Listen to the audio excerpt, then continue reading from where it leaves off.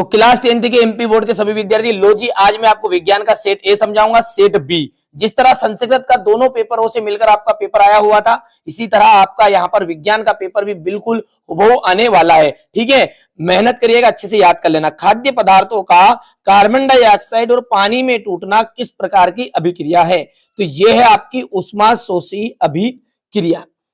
यहां पर देखिए आयरन, फेरस ऑक्साइड या आयरन ऑक्साइड और एल्यूमिनियम दोनों की आपने जब अभिक्रिया कराई तो ध्यान से देखो, यहां पर जो ये आयरन है ना, ये एल्यूमिनियम इसको हटा रहा है।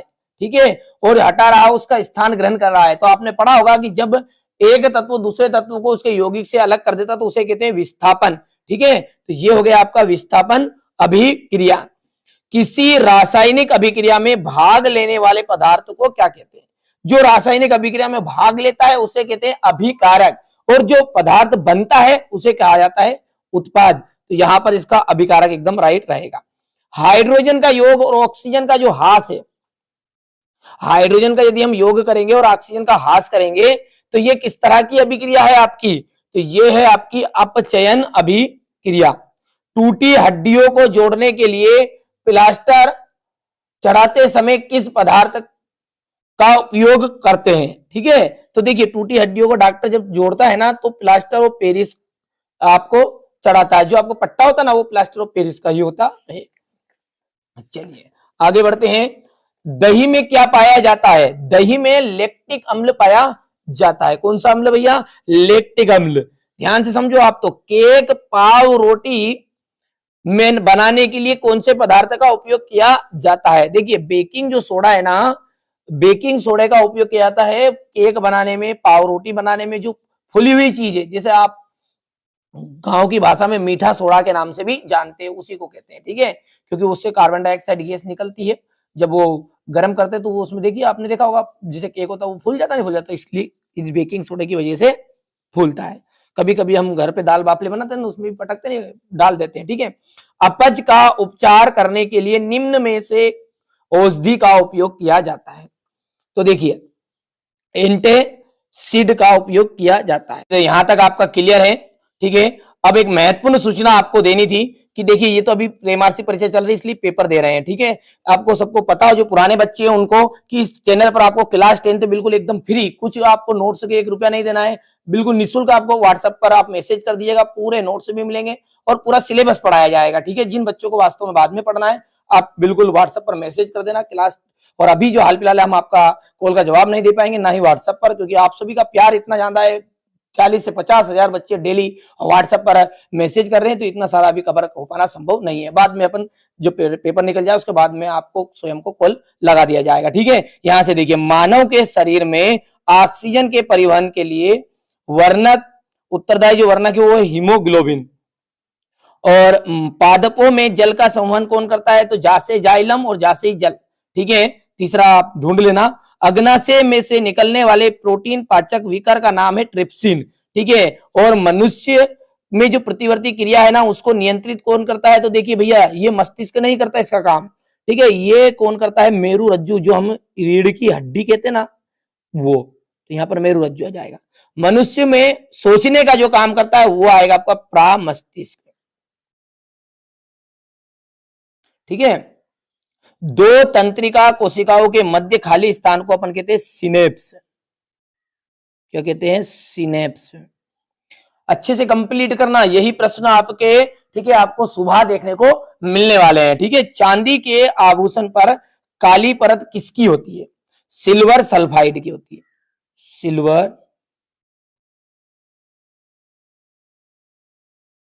Silver sulphide. ठीक है, अब यहां पर देखिए हम स्टूडेंट है, ये है आपका CaOCl2 का जो प्रचलित नाम है वो नाम है आपका विरंजक चूर्ण।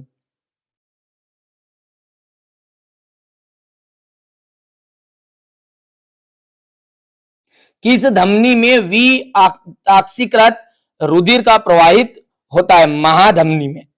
तो ये आपका तीसरा नंबर का है, महा।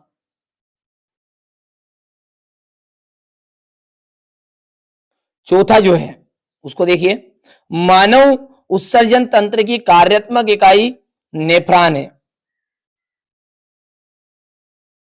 किस हार्मोन्स की कमी से मधुमेह रोग होता है? तो यहां पर मैं लिख देता हूं आपका पांचवा, तो ये है पांचवा है आपका इंसुलिन। Insulin hormones. एक आपतित किरण एक समतल दर्पण 30 डिग्री का आपतन कोण बनाती है, तो परावर्तन कोण का मान क्या होगा? देखिए हम जानते हैं कि आपतन कोण का जो मान है वो परावर्तन कोण के मान के बराबर होगा, तो भैया जब इसका 30 है तो ये भी 30 डिग्री बनेगा। प्रिज्म के दो फलकों के बीच का कोण प्रिज्म कोण कहलाता है। चलिए अब है जोड़ी मानव नेत्र। ठीक है, मानव नेत्र का यहां से देखना है आपको, धुंधला दिखाई देता है। ठीक है, नेत्र रोग, सॉरी, ठीक है, नेत्र रोग कब होता है? जब धुंधला दिखाई देता है।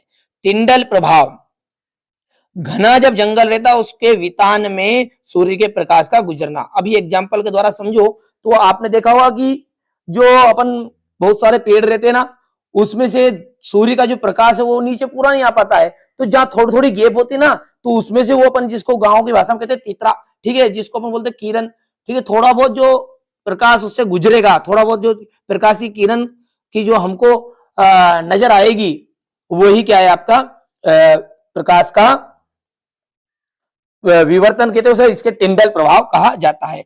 आकाश का जो नीला होना है, आकाश का नीला होना ये एक वायुमंडलीय अपवर्तन के उदाहरण है। तारों का टिमटिमाना, ठीक है, तारों का टिमटिमाना, सॉरी, ये आकाश का जो नीला है ना, ये प्रकीर्णन है, ये प्रकीर्णन हो गया। तीसरा यहां पर है ये आपका तीसरा, ठीक है। और तारों का टिमटिमाना ये आपका वायुमंडलीय अपवर्तन के कारण होता है। स्पेक्ट्रम, स्पेक्ट्रम का जो उदाहरण है वो है इंद्रधनुष, उत्तल लेंस, ठीक है, उत्तल लेंस क्या है आपका, यहां से देखिए उत्तल लेंस का है आपका ये उत्तल लेंस जो होता है बीच में से मोटा, किनारों पर से पतला होता है, तो ये यहां पर कौन सा है, ये छठा है। ठीक है, 8 जोड़ी है इसमें, और 7वीं जो जोड़ी पढ़ेंगे तो यहां पर दिया है एक सरल रेखी पथ। एक सरल रेखी पथ को कहते हैं हम किरण, यानी प्रकाश की किरण, तो ये 7वां हो गया आपका, यहां से देखिएगा। ठीक है, 8वां डायोप्टर। डायोप्टर आप सब जानते हैं लेंस की क्षमता है। अभी जोड़ी में कंफ्यूज होने की जरूरत नहीं है, यहां से देखिए स्क्रीनशॉट ले लो आप, ठीक है, पढ़ लेना, और इसके बाद में यहां से आप ले लो। ठीक है भैया, चलिए अब प्रश्न उत्तर है आपके। श्वसन को उष्माक्षेपी अभिक्रिया क्यों कहा जाता है? क्योंकि देखिए श्वसन को उष्माक्षेपी अभिक्रिया इसलिए कहते हैं क्योंकि इसमें जब श्वसन प्रकाश उष्मा का उत्सर्जन कहते हैं, ठीक है, तो ये हम उष्मा का, जिसमें उष्मा का उत्सर्जन होता है, इसलिए उष्मा छेपी अभिक्रिया कहलाती है। ठीक है, उष्मा शोषी का मतलब है जिसमें उष्मा का अंदर ग्रहण करें। ठीक है, सिल्वर क्लोराइड को गहरे रंग की बोतल में क्यों रखा जाता है?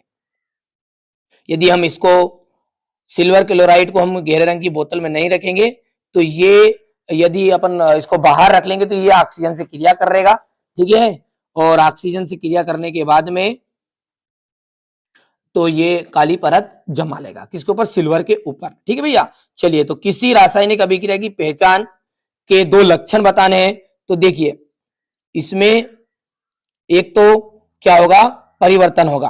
कोई भी रासायनिक अभिक्रिया के 2 लक्षण कौन कौन से हैं? एक तो उसमें उष्मा का उत्सर्जन होगा, ठीक है, चलिए तो मैंने यहां पर लिख लिया। पहला रासायनिक अभिक्रिया के लक्षण का है, क्या है? गैसों का उत्सर्जन है, तापमान में परिवर्तन है। ठीक है, खाद्य पदार्थों को विकृत गंधीयता से बचाने के उपाय बताइए। तो देखिए विकृत गंधीयता किसे कहते हैं, ये तो सब आप जानते ही हैं कि जो हम चिप्स या पापड़ बनाते हैं ना, तो थोड़े समय के बाद में आपने देखा होगा उसका स्वाद और गंध बदल जाता है। तो जो तेल और वसा से युक्त पदार्थ है वो कुछ समय में वायुमंडल में खुला छोड़ने पर वो अपने स्वाद और गंध बदल देते हैं, इसी को कहते हैं विकृत गंधीयता। अब खाद्य पदार्थों को विकृत गंधीयता से बचाना है, तो अब इसको कैसे बचा सकते हैं? तो पहला यह है कि ऑक्सीजन गैस को हटाकर नाइट्रोजन गैस को का उपयोग कर तो हम कर सकते हैं पहले तो नाइट्रोजन, डायरेक्टली छोटा बता रहा हूं मैं, नाइट्रोजन गैस का उपयोग करके। दूसरा जो है आपका वो आप कर सकते हैं ऐसे पदार्थों का उपयोग करो कि जो ऑक्सीजन से क्रिया ना करने देते, इसे कहते हैं प्रति ऑक्सीकारक, प्रति ऑक्सीकारक का उपयोग करके।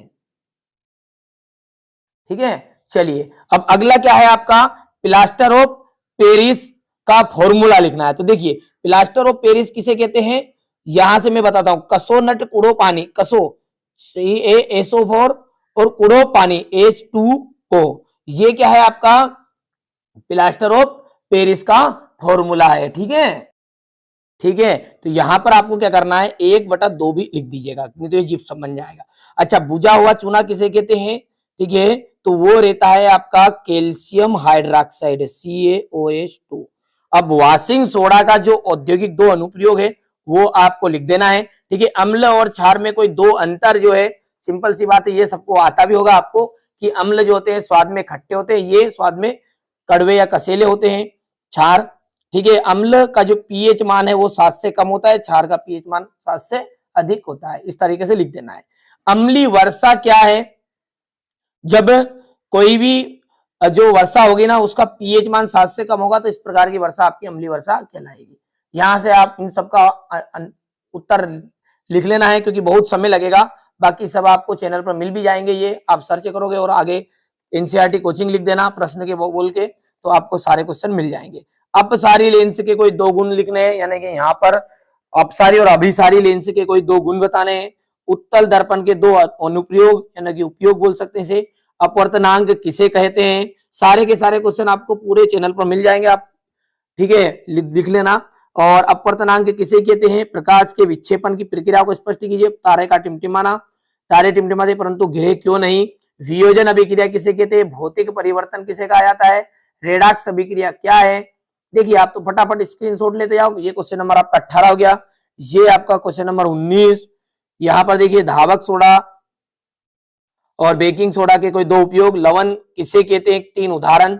मानव मस्तिष्क का नामांकित चित्र। ये सारे के सारे जो आपको प्रश्न है चैनल पर पहले ही मैंने अपलोड कर दिए हैं, आपको सब्जेक्ट सिलेबस पढ़ाया था तब प्रश्न बोल देना और उसके आगे एनसीईआरटी कोचिंग आप लिख देना। ठीक है, तो आपको ये सारे क्वेश्चन मिल जाएंगे। तो ये मैंने आपको सेट ए बता दिया है। ठीक है, थोड़ा सा आंसर और बाकी नहीं बताए क्योंकि समय बहुत ज्यादा होगा, ढूंढ लेना आप। ये सेट ए है, सेट बी, दोनों तरह के पेपर कर लो, पूरी 100% गारंटी है। अब देखिए यहाँ पर अंत में एक बात आपसे कहना चाहता हूं, दोनों तरह के पेपर आप कंप्लीट करोगे तभी आपको पूरे नंबर मिलेंगे। संस्कृत में भी बहुत सारे बच्चों ने दोनों तरह के पेपर कंप्लीट नहीं किए होंगे और उनका फिर यही विचार होगा कि यार इनमें इनका जो पेपर है वो नहीं आया। अरे भैया हर बार आता है, ठीक है, हमारे पास रियल पेपर आते हैं, इसको डायरेक्टली नहीं बता सकते, इतने तो आप में खुद में भी समझ है यार, 10th क्लास में हो आप। ठीक है, तो इन दोनों पेपर में ही आपका रियल